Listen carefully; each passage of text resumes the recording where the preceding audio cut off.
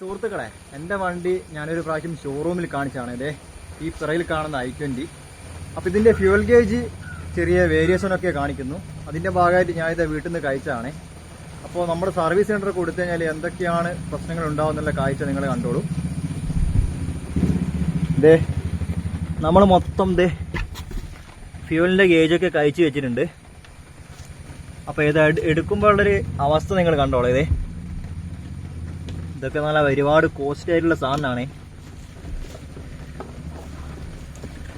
അപ്പോൾ നമുക്ക് അത്ര പെട്ടെന്ന് ഇത് പൊക്കിയെടുക്കാൻ വേണ്ടി പറ്റില്ല. അപ്പോൾ ഇതിൻ്റെ ഉള്ളിൽ എന്താ സംഭവിച്ചെന്നുള്ള ഞാൻ കാണിച്ചു തരാം. അപ്പോൾ നമ്മൾ സാധനം കഴിച്ചെടുത്തിട്ടുണ്ട് കേട്ടോ.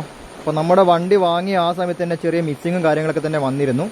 അപ്പോൾ ആ സമയം നമ്മുടെ ഷോറൂമിൽ ഓതറൈസ്ഡ് ഷോറൂമിൽ തന്നെ കൊടുത്തതാണ്.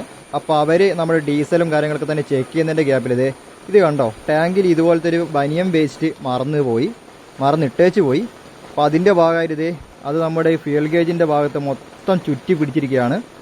അതിൻ്റെ ഭാഗമായിട്ടാണ് കേട്ടോ നമ്മുടെ കൃത്യമായിട്ടുള്ള മെഷർമെൻ്റ് ഒന്നും ഈ ഗേജ് കാണിക്കാതിരുന്നത്. അപ്പോൾ ഇതുപോലുള്ള ഷോറൂമുകളിൽ നമ്മൾ വണ്ടി കൊടുക്കുമ്പോൾ പ്രത്യേകം ശ്രദ്ധിക്കുക.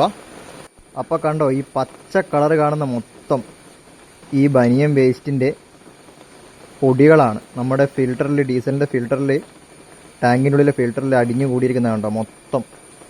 അപ്പോൾ എല്ലാവരും ഇങ്ങനെ ഷോറൂമിലൊക്കെ വണ്ടി കൊടുക്കുമ്പോൾ വളരെ ശ്രദ്ധിക്കുക. ഇല്ലെങ്കിൽ നമുക്ക് തന്നെ വലിയ നാശനഷ്ടം സംഭവിക്കും. അപ്പോൾ കണ്ടോ, ഇത്രത്തോളം വലിയൊരു വേസ്റ്റാണ് നമ്മുടെ ടാങ്കിൻ്റെ ഉള്ളിൽ നിന്ന് കിട്ടിയത്. അപ്പോൾ നമ്മുടെ വണ്ടി കംപ്ലൈൻ്റ് ആക്കാൻ ഇത് തന്നെ ഒരുപാട് ധാരാളം. അപ്പോൾ നമ്മുടെ കമ്പനി ഷോറൂമുകളിൽ ഇതുപോലത്തെ സാധനങ്ങൾ കൊടുക്കുമ്പോൾ, നമ്മുടെ വണ്ടി കൊടുക്കുമ്പോൾ ഓൾറെഡി അവിടെ പൈസ ജാസ്തിയാണ് സർവീസുകൾക്കൊക്കെ. അപ്പോൾ പരമാവധി നമുക്കറിയുന്ന പുറത്തുള്ള വർക്ക്ഷോപ്പിൽ കൊണ്ടുപോയി ചെയ്യുന്നതായിരിക്കും നന്നായിരിക്കുക.